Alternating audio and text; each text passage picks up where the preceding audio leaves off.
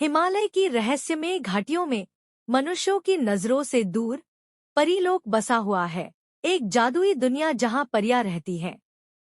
उन्हीं में से एक है महर, एक सुंदर लेकिन जिद्दी परी, जिसके चांदी जैसे पंख हैं और दिल में इंसानों की दुनिया को जानने की जिज्ञासा। दूसरी परियों के विपरीत वह अक्सर छुपकर इंसानों को देखने जाती है।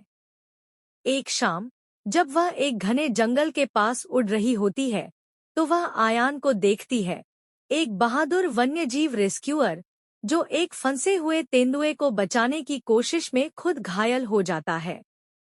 महर खुद को छुपाए नहीं रख पाती और अपना जादू उसके घाव भरने में लगा देती है।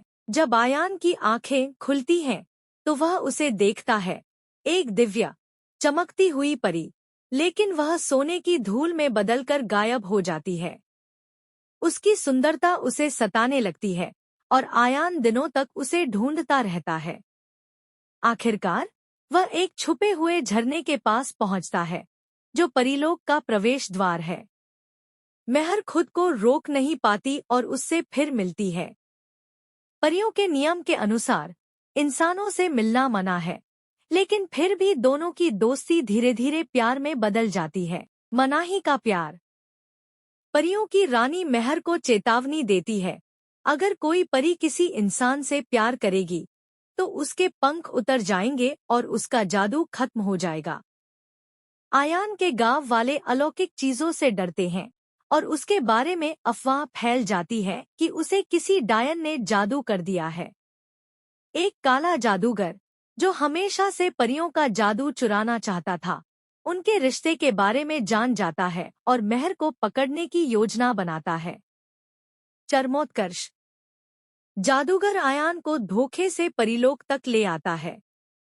अंतिम लड़ाई में महर के पंख धीरे धीरे फीके पड़ने लगते हैं, क्योंकि उसका प्यार गहरा होता जाता है। आयान जादूगर से लड़ता है और महर को बचाने की कसम खाता है।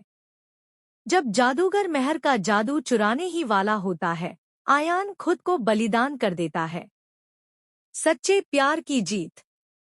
महर टूट जाती है और आयान को गले लगाती है, अपने आखिरी जादू से उसे जीवित कर देती है, लेकिन इसकी कीमत उसे अपने पंखों से चुकानी पड़ती है।